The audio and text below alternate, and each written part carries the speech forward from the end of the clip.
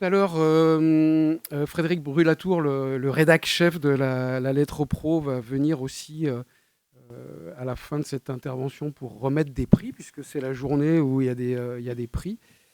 Donc il va venir vous expliquer. En fait, moi je collabore aussi avec la Lettre aux Pros en écrivant quelques articles sur la partie commerciale. Donc c'est pour ça qu'on m'a confié cette mission de vous donner la parole à tour de rôle. Juste pour celles et ceux qui ne me connaissent pas, je suis l'éditeur du groupe du blog Radio Pub, et puis je forme des commerciaux radio depuis une vingtaine d'années dans une trentaine de pays différents. Voilà pour le pitch d'introduction. Alors, on va parler d'efficacité publicitaire, mais dans les différents intervenants, il y a vraiment des aspects complètement différents sur ce sujet-là. Très intéressant la présentation de l'étude d'impact tout à l'heure, parce qu'on parle de la création publicitaire, de la créativité qui est mesurée dans cette étude comme étant, je l'ai noté, 67% de l'attention publicitaire, c'est énorme.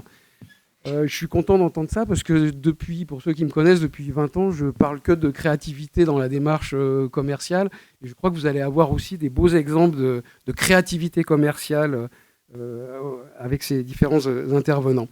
Donc, pour commencer, j'ai l'honneur de vous donner la parole, Cécile, qui est la General Manager du groupe Énergie. La seule petite introduction que je peux faire avant de vous donner la parole, c'est qu'il me semble que vous avez été l'un des premiers groupes radio à vraiment prendre en main cette question de l'encombrement publicitaire et de commencer à y mettre des solutions. Donc je suis très intéressé d'entendre ce que vous allez présenter par rapport aux activités du groupe Énergie. Voilà. Je vous laisse la parole. Merci beaucoup. Soit vous restez assis, soit vous venez là. Bon, allez, je vais me lever comme ça. Allez. Bonjour à tous. Écoutez, effectivement, je suis ravie de pouvoir vous expliquer, en tout cas vous présenter ce qu'on fait au niveau du groupe Énergie. Au niveau du temps publicitaire, c'est effectivement un sujet qu'on a pris d'arrache-pied en 2020. Alors, moi, j'ai fait quelques slides pour vous résumer les convictions sur lesquelles on avance. Je ne vais pas être redondante par rapport à ce qu'a dit Marie, mais évidemment, toute la démarche qui a été entreprise dans le bureau de la radio et l'Alliance de la radio, c'est des études qui sont extrêmement précieuses et qui nous servent au quotidien pour mettre en avant, valoriser notre média. Alors, le premier point, comme vous l'avez dit, c'est un point qui nous tenait à cœur, c'était de valoriser auprès du marché publicitaire le fait que la publicité, pour l'auditeur, parce que c'est toujours important de se placer du côté de l'auditeur, elle fait partie intégrante du programme. C'est une partie pour lui, de l'éditorial. Donc il faut que ça s'intègre au mieux. Et en fait, on avait subi, nous en particulier au niveau du groupe Énergie, mais je peux dire que c'était vrai pour l'ensemble du marché, une dérive du temps publicitaire avec quelque part une compensation de la pression qu'on avait sur la productivité qui nous était demandée par les agences médias et qu'on compensait par du temps publicitaire. Donc en sortie du premier confinement, on a décidé d'arrêter et d'aller vers ce qu'on pensait être un meilleur équilibre entre la publicité et la partie éditoriale. Et donc, on a pris une décision extrêmement structurante qui a été de limiter notre temps publicitaire à 9 minutes par heure. Et pour nous, ça a été un moyen vraiment de renforcer notre contrat d'écoute et derrière de montrer au marché publicitaire que ça avait une vraie valeur et que ça nous permettait de renforcer en fait le ROI qu'on pouvait avoir sur nos antennes. Évidemment, vous vous en doutez, en termes de politique commerciale, ça nous a amené à changer complètement de braquet, je partage avec vous ce point, et de passer d'une stratégie de volume à une stratégie de valeur avec évidemment la mise en place de logiques de yield management très serrées puisque maintenant il faut arriver à gérer quelle que soit la demande publicitaire, c'est 9 minutes de temps publicitaire. Donc voilà.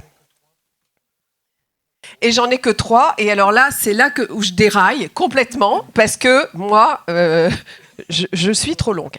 Bon, deuxième point, effectivement, pour faciliter l'accès à notre inventaire, on a mis en place le Hub Audio Premium. Ça, c'est pour faciliter l'inventaire à la partie digitale.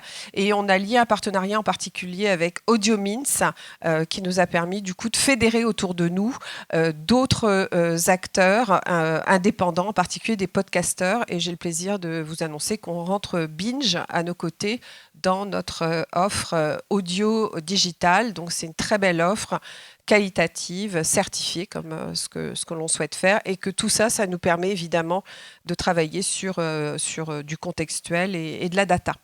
Le troisième point très important pour nous, et là je ne vais pas redire ce qu'a dit Marie, c'est effectivement tout ce qui a trait à la créativité.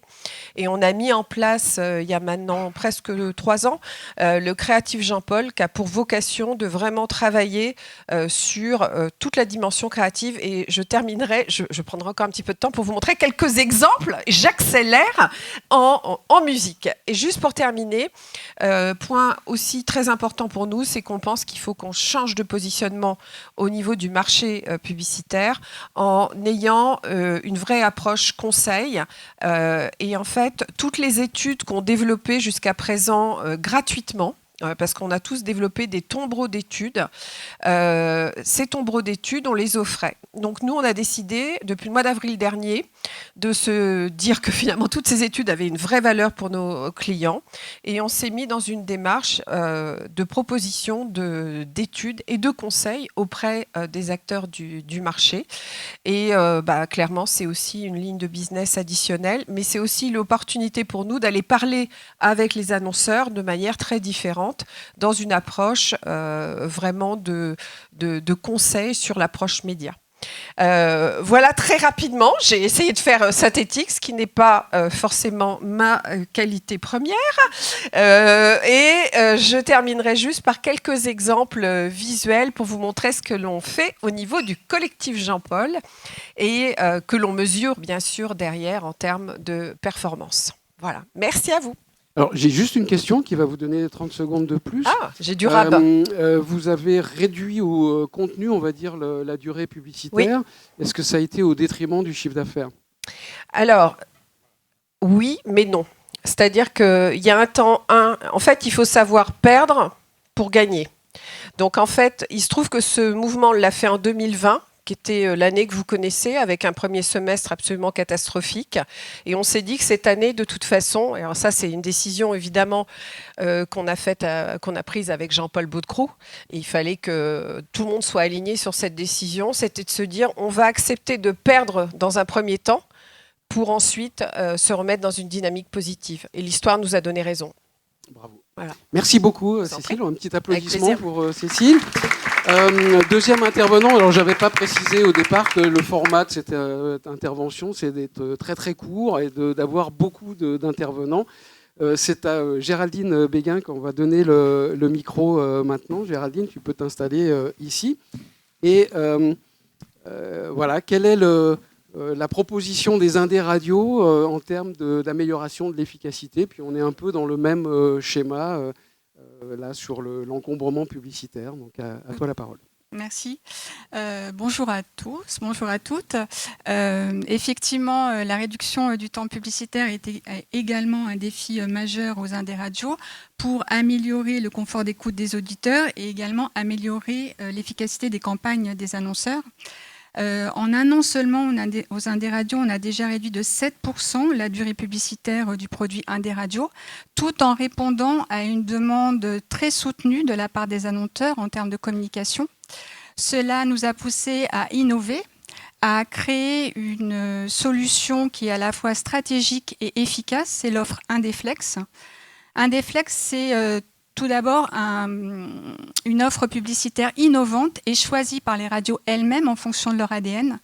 L'objectif de Indéflex, on peut en citer 3 en fait d'objectifs. C'est d'abord de renforcer la puissance des campagnes nationales en touchant 2,9 millions d'auditeurs quotidiens. c'est ensuite de favoriser l'émergence des marques et l'expérience des utilisateurs dans un contexte publicitaire allégé. Et enfin, c'est valoriser les spécificités des radios, des spécificités locales des radios indépendantes. En effet, Indeflex, elle est activée par 56 radios parmi les 128 qui composent l'offre Indé Radio sur des zones qui ont peu ou pas d'espace, de publicité locale. Pour les autres radios, la réduction du temps publicitaire leur permet de mieux accompagner leurs annonceurs sur des problématiques locales. C'est par exemple le cas chez Active Média, Frédéric et Caroline chez Radio Mont-Blanc. D'ailleurs, je salue la créativité publicitaire dont vous faites preuve sur le marché local.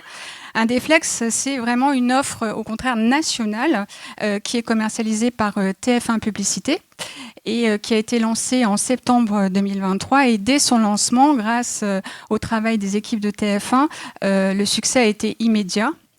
Ce succès témoigne d'ailleurs de l'efficacité du dispositif publicitaire et de la pertinence de cette offre par rapport aux enjeux des annonceurs. En effet, Indeflex, ça permet vraiment d'avoir des campagnes publicitaires puissantes en offrant un potentiel publicitaire additionnel jusqu'à 1 minute par demi-heure et 10% de GRP des campagnes Indé Radio qui sont servies sur Indeflex. C'est pour ça qu'en 2024, il y a déjà 52 annonceurs actifs qui ont été séduits par cette offre. C'est 2 fois plus qu'au moment du lancement. Et c'est un produit qui adresse évidemment les annonceurs tels que la grande distribution, le secteur automobile. Et ça permet dès aujourd'hui, dès l'année 2024, de générer 5% du chiffre d'affaires Indé Radio. Donc, Indeflex, pour nous, c'est plus qu'un produit publicitaire, c'est une solution performante et stratégique qui combine à la fois puissance des campagnes, émergence des marques et confort d'écoute pour les auditeurs. Donc on est très fiers aux Indé Radio de cette innovation qui permet de fédérer à la fois les annonceurs et les radios dans une vision commune qui est de proposer de la publicité plus efficace et mieux acceptée. Merci. Merci Géraldine, merci beaucoup pour cette présentation. Maintenant nous avons 2 intervenants que je vous prie de venir devant ce pupitre avec 2 petits micros. Donc ça, voilà. Alors, on vient chez Lagardère Publicité News maintenant avec Catherine Kolb. Vous êtes la directrice générale exécutive pour Culture, Publicité, Partenariat. Et vous avez avec vous donc Marc, alors je vais essayer de prononcer comme il faut, Grunfeld tout simplement, on oublie le haut devant, voilà, d'accord. Et vous êtes directeur de la production audio. Et vous allez nous présenter une innovation aussi ou un exemple d'efficacité publicitaire. Je vous laisse le micro. Oui, tout à fait. Nous, on a décidé aujourd'hui de vous parler d'efficacité publicitaire et de créativité en vous permettant de découvrir une opération spéciale qu'on a menée cette année.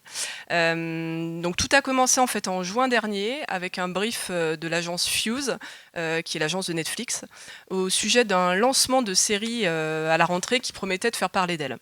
La cible, elle était clairement centrée sur les 18-34, mais avec un gros enjeu sur les 25-49 ans qui ont une forte appétence pour ce type de show.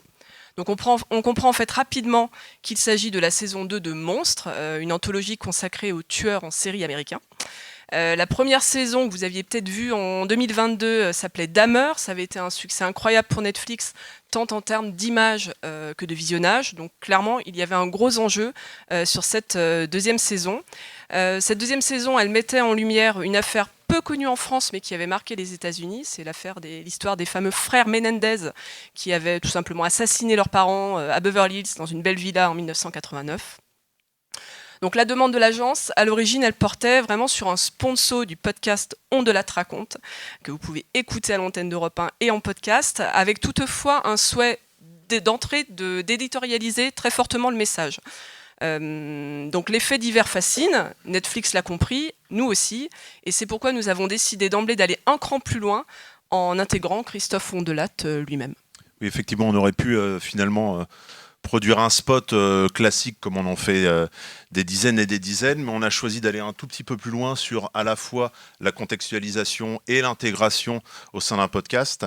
Voilà, on avait un pré-roll à produire et on a la volonté en fait de s'adapter au contexte de diffusion. Donc on produit nos pré-rolls voilà, vraiment en étant au plus proche des usages des auditeurs et des auditrices. En l'occurrence, on a adopté l'un des formats rois du podcast, à savoir le host read. Donc en contrepoint d'une voix off féminine plus classique. On s'est donc appuyé sur une incarnation forte, celle de Christophe Ondelat. C'était la première fois qu'il prenait la parole en amont de son émission, en introduction donc de son podcast. On a aussi on va dire, travailler les codes de l'émission de Christophe pour que les auditeurs et auditrices qui venaient chercher le podcast se retrouvent tout de suite immergés dans la couleur, dans la tonalité de l'émission, en retravaillant autour du générique de l'émission notamment.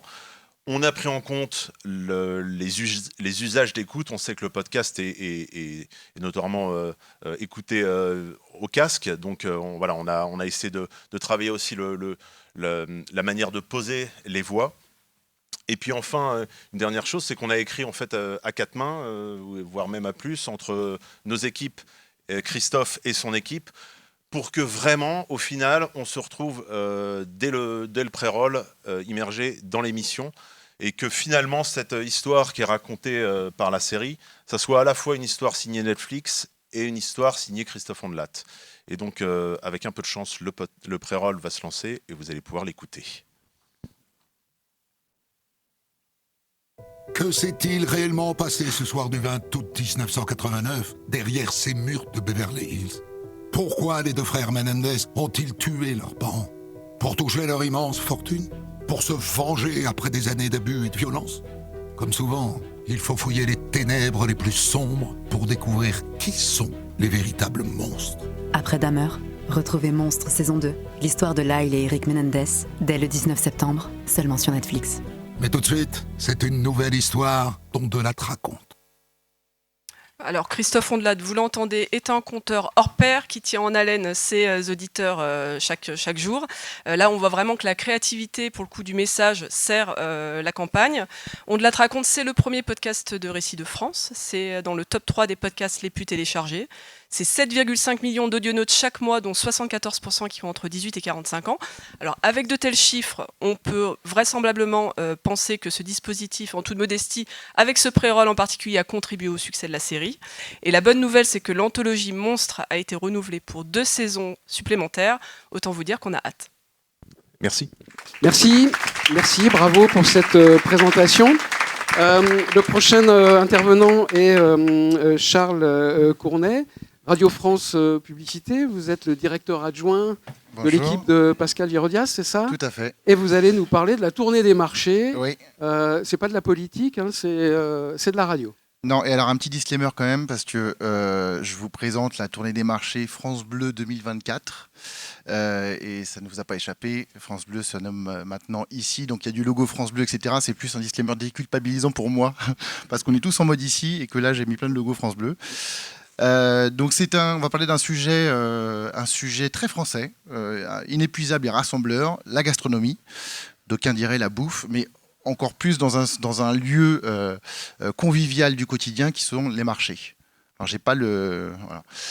La tournée des marchés, le concept, c'est un chef régional qui vient, à qui on donne 30 €, qui se balade sur son marché, qui fait ses emplettes et qui après doit réaliser un plat pour 4 à 6 personnes et qui va faire goûter bien sûr les passants. Donc c'est une tournée qui se déroule sur un mois. C'est un dispositif assez conséquent puisqu'il y a 2 caravanes qui se constituent chacune d'une cuisine mobile, d'un stand antenne, d'un stand partenaire. En l'occurrence, là, notre partenaire étant Domitis. Et ces 2 caravanes, 2 tournées qui font est-ouest, si vous voulez, pour simplifier, pour couvrir sur un mois plus de 40 marchés.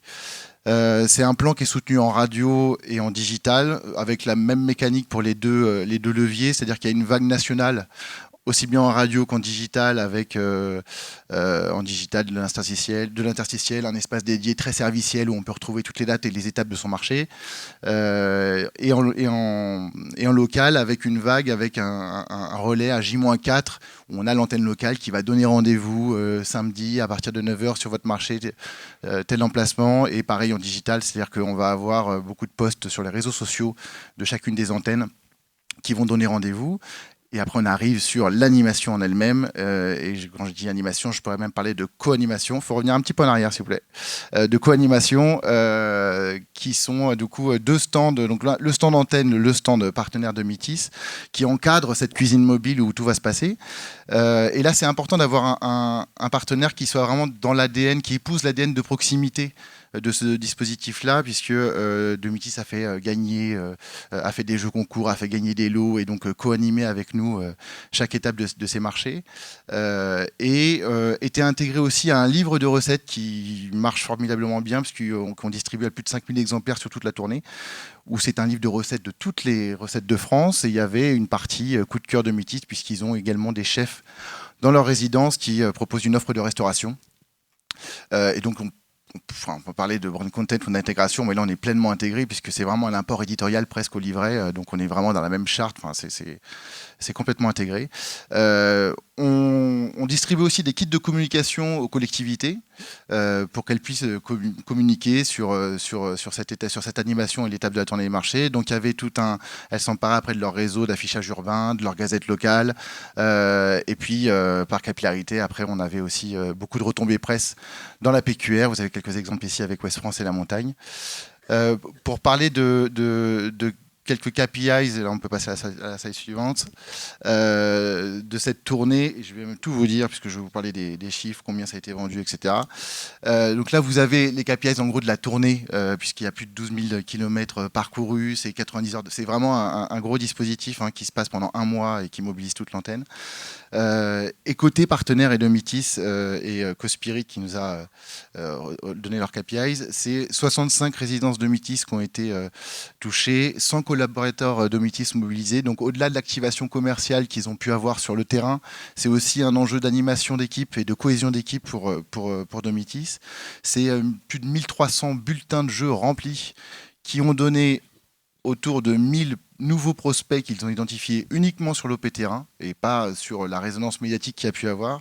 Sur cette résonance médiatique-là, ils ont chiffré toute l'opération avec plus de 63 millions de contacts touchés et une équivalence publicitaire à hauteur de plus de 500 000 € pour un dispositif qu'on a proposé au marché autour de 150 000 €. Donc on est presque à du x5 sur cette opération qui n'est pas que héroïste, mais qui a aussi une grosse part de branding. Bravo, voilà. Bravo, belle opération. Bravo pour le timing, bravo pour l'opération, bravo pour l'efficacité. Merci. Et merci de me permettre la transition où on va parler aussi du national et on va venir sur le local avec Frédéric, qui est notre prochaine intervenante. Frédéric Nars est la directrice commerciale d'Active Radio à Saint-Étienne. Et c'est intéressant parce que dans cette présentation, on a tous les grands acteurs nationaux, mais on vient aussi sur le terrain local. Et je trouve que c'est particulièrement valorisant aussi pour le travail que vous faites. Et si tu es là, Frédéric, c'est que chez Active Média, eh bien, des idées créatives, on en a toutes les semaines. Merci Michel. Et en plus, je me permets juste de dire que l'idée que tu vas présenter, elle peut vous être utile parce que tu vas parler de quelque chose qui va se dérouler dans quelques semaines. Aussi, qui s'est déroulé l'an dernier, mais qu'on refait cette année. Voilà, tout à fait. Qui va peut-être vous inspirer aussi. Voilà. Donc Active Média, c'est une agence de communication qui est intégrée dans des studios de radio dans la Loire et le Rhône. Et on gère Active Radio, Lyon Première et RLF. Alors, comme le disait Michel, on mise sur la créativité, nous, au sein de l'agence Active Média. On est parti du constat que nos clients veulent se différencier, ils veulent se démarquer, ils veulent des opérations originales et ils veulent aussi du sur-mesure. Donc, c'est ce qu'on a proposé. Si vous pouvez passer à la slide suivante, s'il vous plaît. C'est ce qu'on a proposé avec une opération particulière, originale, sur mesure. On a proposé à Gîtes de France-Loire et Weiss une chasse aux œufs géante dans notre département à une période stratégique pour leur vente, la période de Pâques. Et je vous propose de regarder le petit spot vidéo de promo pour mieux comprendre le principe de l'opération. Pour la toute première fois, Active lance une grande chasse aux œufs dans toute la Loire. À la clé, 2000 €. Active a caché 5 œufs à Saint-Étienne, Roanne, Saint-Chamond, Firminy et Montbrison. À vous de retrouver l'un d'entre eux grâce aux indices révélés tout au long de la journée sur Active. Qui remportera les 2000 €? La grande chasse aux œufs d'Active est ouverte. Donc dans ce concept, si vous pouvez passer à... Alors non, avant. Ah, il doit en manquer une. Bon, c'est pas grave, je vais faire sans. Donc dans ce concept, c'est un concept cross-média. Donc, dans le cross-média, on a remis la radio au cœur du dispositif. Donc, comme vous l'avez vu, avec des énigmes qui ont été diffusées tout au long de la journée sur l'antenne, on a intégré des réseaux sociaux avec la diffusion de certaines énigmes sur le digital. On a d'ailleurs touché 100 000 personnes en quelques jours sur les premiers jours de l'opération. On a installer des indices bonus chez nos clients partenaires pour développer le trafic en boutique. On a fait le relais de cette opération, puisque je vous parle de cross-média, en cinéma, en presse et en affichage.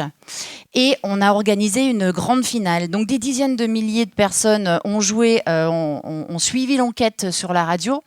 1 millier de personnes s'est déplacé sur les sites pour aller chercher les œufs. On le sait puisque les œufs étaient codés. Et 400 personnes ont décroché leur ticket pour une grande finale qu'on a organisée dans un cinéma. Donc les clients ont pu, auprès d'une cible qu'Active, diffuser leur message et offrir également des cadeaux. On a remis ce fameux chèque de 2000 € à notre gagnant. Et on a eu des retours très positifs de nos clients. Est-ce qu'on a une dernière slide ? Oui, on a donc des retours très positifs de la chocolaterie Weiss qui a souligné le succès de l'opération. Elle a noté une vraie augmentation du trafic en boutique, un développement au niveau des ventes, des bons retours des vendeurs qui ont échangé avec les auditeurs sur l'opération, des retours positifs et des échanges enthousiastes. Donc l'opération a à la fois dynamisé le point de vente, travaillé la notoriété du client et puis surtout, dès la fin de la finale, ils nous ont demandé de renouveler l'opération l'an prochain. C'est ce qu'on fait puisque, comme je le disais, on est en train de travailler sur cette édition 2025. Voilà. Merci Frédéric, on peut l'applaudir. Voilà, les opérations de Pâques, ça fonctionne toujours. Je fais juste un petit clin d'œil pour Radio Nostalgie en Belgique, qui organise aussi chaque année une très très grosse opération à l'échelle de la Belgique, une chasse aux œufs qui mobilise des milliers de gens. Donc voilà, c'est un bon plan Pâques. Je donne la parole à une autre locale, c'est Caroline Chicard-Kubler. Je te prie de venir au pupitre. Caroline dirige Mont-Blanc Média, la Radio Mont-Blanc en Haute-Savoie. Et un peu à l'image de ce que fait Active Radio, on est dans une... alors c'est pas péjoratif quand je dis ça, mais une petite radio locale, parce que voilà, il y a des grosses radios locales, mais là on est en termes d'audience dans une toute petite région. Ça n'empêche pas la radio de lancer des opérations très spectaculaires, comme celle que tu vas nous présenter, Top Fab. Oui, bonjour à tous. Alors, petit par la taille, mais grand par l'esprit. C'est un peu le principe en Haute-Savoie. On est une terre de pionniers en Haute-Savoie, donc on aime bien ouvrir des nouvelles voies. Et c'est vrai qu'on connaît beaucoup la Haute-Savoie avec la montagne. Mais il faut savoir qu'en Haute-Savoie, 25% du PIB du département est drivé par l'industrie. Vous l'avez peut-être le long de l'autoroute si vous allez dans les stations, c'est eux. Et la moyenne nationale de l'industrie, c'est 11%. C'est-à-dire que chez nous, c'est x2 en termes d'économie. Et dans le même temps, c'est un secteur qui nous dit, pour parler avec différents DG de ces différentes sociétés, on a du mal à recruter, on a du mal à attirer les jeunes parce qu'en fait, ils ont le sentiment que nos métiers, ils sont pénibles, nos usines, elles sont sales, ça ne les intéresse pas. Du coup, nous, on s'est dit, il faut qu'on invente un nouveau récit. C'est un peu notre truc chez Radio Mont-Blanc, les programmes nouveaux récits. Qu'est-ce qu'on peut imaginer ? Je vais vous poser une question. Qui connaît l'émission Top Chef ? Vous pouvez lever la main pour ceux qui connaissent l'émission Top Chef. Il y a 15 ans en arrière, la cuisine, ça ne faisait pas tellement rêver en fait. Et c'est les Top Chefs, les Master Chefs, les dîners presque parfaits qui ont rendu le sujet de la cuisine tout d'un coup glamour, attractif, sympathique, comme une voix en fait assumée et pas une voix de garage. Et ben l'industrie, on s'est dit, il faut qu'on invente un Top Chef de l'industrie. Et c'est ce qu'on a fait. Ça a mobilisé énormément de ressources chez nous. On a tissé un réseau, un écosystème d'une vingtaine de partenaires, du monde industriel, du monde académique, nous, le média, au centre de cette organisation. Une production audiovisuelle incroyable et des émissions de radio comme s'il en pleuvait avec des jeunes et des industriels réunis à notre micro. C'est au-delà, en fait, d'un dispositif de com, à un moment donné, pour répondre à un besoin. On trace une nouvelle voie d'avenir pour des jeunes, des lycéens, au lycée technique, à qui on a dit « tu vas au lycée technique parce que tu es en échec scolaire ». Moi, ces jeunes, j'ai discuté avec eux, avec leurs parents. Ils ont des étoiles dans les yeux, en fait. Qu'est-ce qui s'est passé pour faire l'analogie avec Top Chef ? En fait, à la place des plats culinaires, on a remplacé les repas par des robots, parce que les robots, finalement, c'est des mini-concentrés d'industrie, pour leur donner envie. On a remplacé les chefs culinaires par des chefs d'entreprise industriels, qui sont devenus leurs mentors, et on a remplacé les candidats par les élèves eux-mêmes. Donc aujourd'hui, depuis déjà la 2e saison, on a des lycéens qui confectionnent des robots à partir d'un kit. C'est comme un jeu, en fait. Ils ont 6 mois pour le monter, pour arriver jusqu'à une compétition d'abord régionale, qui a eu lieu d'ailleurs ce week-end dans les Alpes, et puis il y en a un peu partout en France, après une compétition nationale à Lyon. Cette compétition nationale à Lyon peut peut-être leur donner un ticket pour Houston pour aller à une grande compétition internationale. Vous imaginez un jeune qui a 17 ans, qui est en lycée, à qui on a dit « t'es pas très bon à l'école, du coup t'es au lycée technique. Tu vas fabriquer un robot, tu vas être coaché par des mentors, ils vont t'aider, ils vont t'ouvrir leurs usines, tu vas voir, ils vont être super sympas. » Et c'est ce qui s'est passé. Ils ont découvert des métiers, ils ont fabriqué avec eux, et peut-être demain, ils vont aller à Lyon ou à Houston. L'année dernière, on a bien gagné à Haute-Savoie, c'est une équipe de Haute-Savoie qui a gagné face à 50 équipes à Lyon. Donc cette année, je ne vous dis pas la grinta qu'ils ont pour pouvoir aller à Lyon dans 2 mois. Ils sont hyper motivés. Voilà, donc c'est différent de la pure publicité. Je pense qu'on peut même élargir le sujet de la publicité au sujet de la communication, qui est peut-être un spectre plus large pour aller voir demain les marques et travailler les sujets de territoire. En tout cas, ce qui nous intéresse, nous, chez Radio Mont-Blanc, c'est d'aller écouter en fait, ce qui respire du territoire pour aller trouver des solutions à travers ce type de programme Nouveau Récit. Donc si vous avez des industries près de chez vous, qui sont en demande de solutions, on peut s'en parler parce que Top Fab, qui est le nom du concept, peut se décliner un peu partout. Est-ce qu'on a peut-être une vidéo à regarder pour avoir quelques éléments ? Ils n'ont pas la vidéo, on me dit dans l'oreillette. Bon, alors du coup, c'est pas grave. J'ai ce flyer, Top Fab. Voilà. Si vous voulez, je peux vous le passer, vous le prêter. Il y a un QR code. Avec ce QR code, vous pouvez aller sur le site internet de Radio Mont-Blanc. En plus, c'est bien, ça nous fera du trafic parce qu'on a tous besoin de trafic digital sur nos sites internet. Et vous pouvez aller regarder la docu-série. Donc, il y a eu 7 épisodes l'année dernière pour cette docu-série. C'est vraiment une super production avec une boîte de chez nous qui fait beaucoup de documentaires en montagne, qui a suivi ces jeunes pendant plusieurs mois. Donc ça, c'est une chose. Et cette année, saison 2, on en est au 3e épisode. L'année dernière, on a fait à peu près entre 500 et 600 000 vues sur nos épisodes. On a surtout rempli un contrat où on s'est dit, bon, si déjà on a fait plus 0,5 points, on sera content, ça frémit. Le contrat qu'on voulait remplir, c'était l'attractivité des métiers de l'industrie pour redonner une nouvelle voie d'avenir à nos jeunes. On a fait plus 22 points sur la prescription de ces métiers auprès des élèves et auprès des parents. Plus 22 points en une saison. Donc on est super content de ça. Il y a évidemment pas mal de retombées presse. On a même eu un message du ministre Roland Lescure, donc qui est le ministre de l'Industrie, qui a été jusqu'à juin avant la dissolution, qui a félicité l'initiative Top Fab. Voilà, donc on est plutôt content de ce strike-là et on veut que ça continue. Et en tout cas qu'on ait un rôle dans la vie des gens sur notre territoire.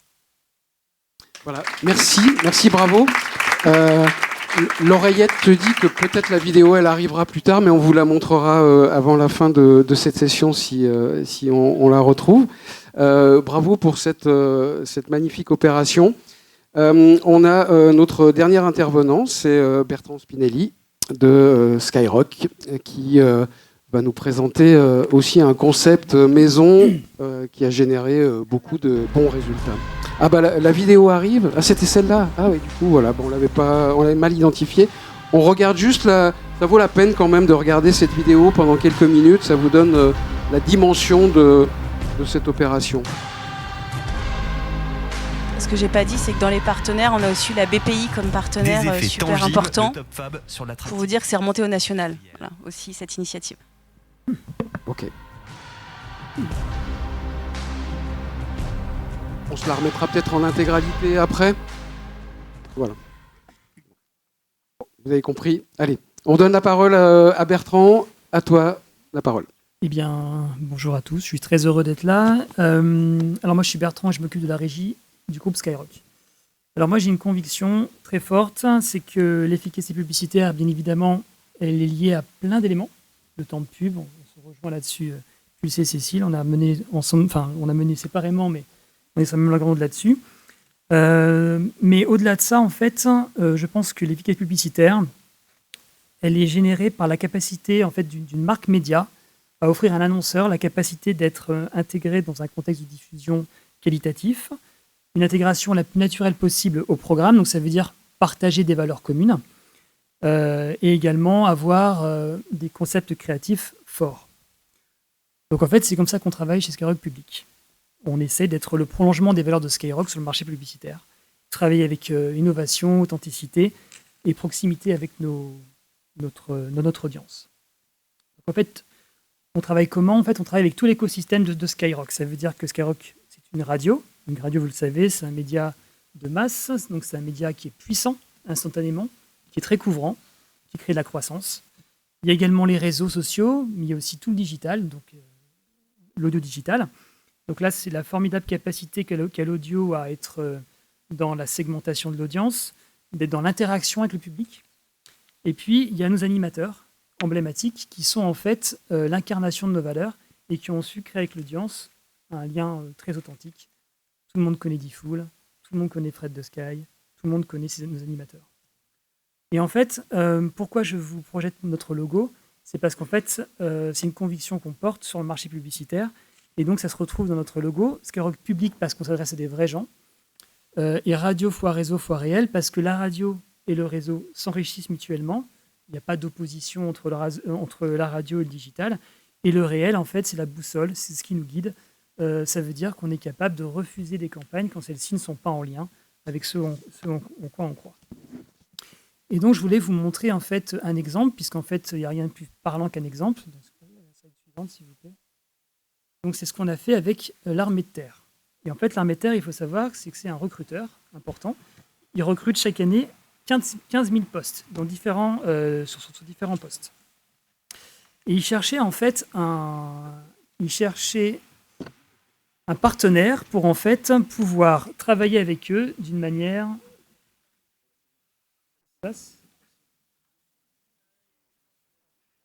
Bon. C'est bon? C'est bon? Ah, il s'est éteint. Bon, c'est pas grave. Donc, il cherchait un partenaire de confiance. Et Skyrock s'est imposé comme ce partenaire de confiance idéal, puisqu'en fait, on était en capacité de créer avec l'audience un discours authentique. Donc, on a créé quelque chose de complètement nouveau pour l'armée de terre, et on a pris pas mal de risques. Et la pierre en fait, centrale de ce bloc-là, c'était une émission Twitch qu'on a créée, qui était animée par Emeric, l'un de nos animateurs phares de Skyrock, qui est né de 16-20, qui est presque aussi puissant que le morning le matin. Et il en recevait donc un Pepper, il s'appelle, c'est un influenceur militaire qui avait 3 millions d'abonnés sur TikTok. Et on travaillait, en fait, donc on invitait en fait, notre audience à se connecter sur la chaîne et puis à interagir avec nous et poser toutes sortes de questions. Pour vous donner un petit exemple, est-ce que vous pouvez lancer la vidéo, s'il vous plaît, en cliquant sur l'image à gauche? Voilà, non.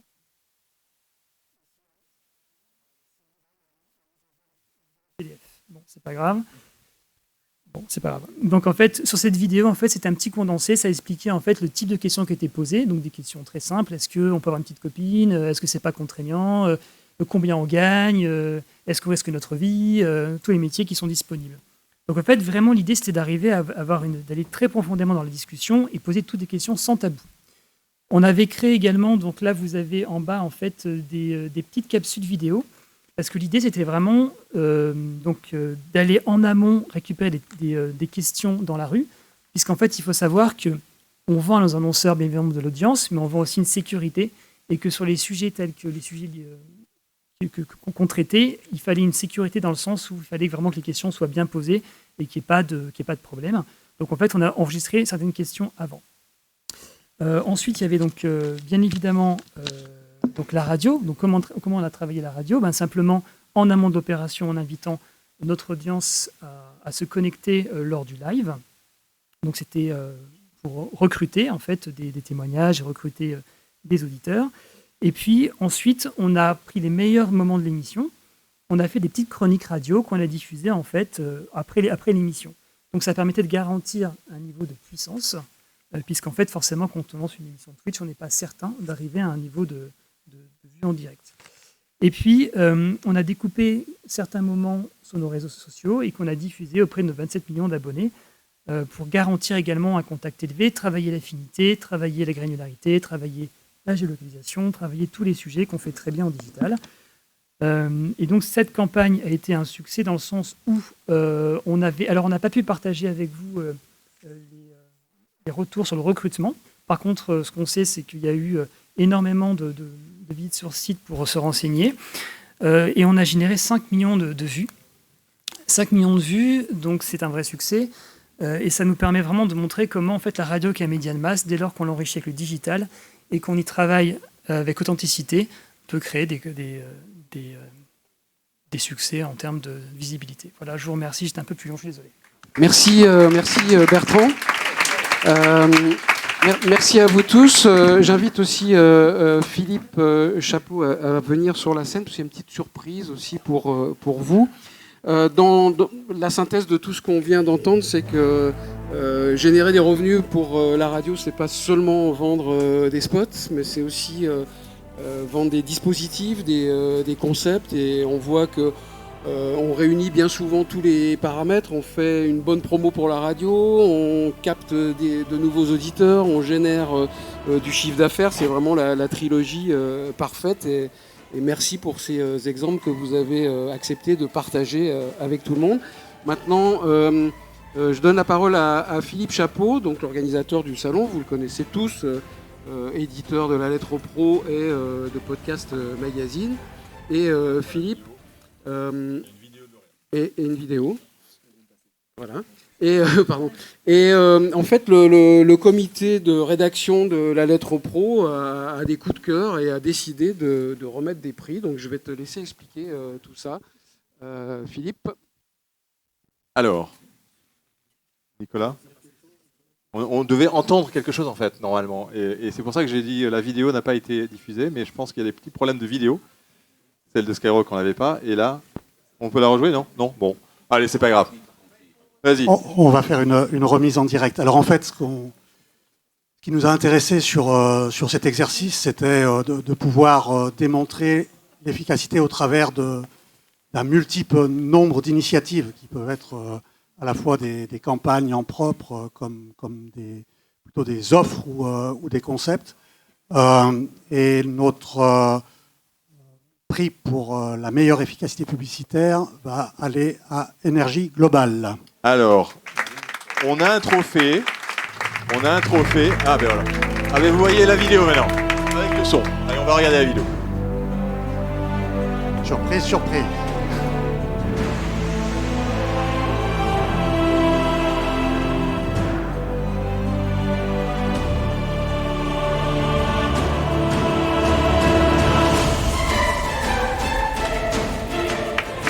Ouais, il fallait quand même la voir cette vidéo. Hein. Voilà. Alors vous allez voir qu'à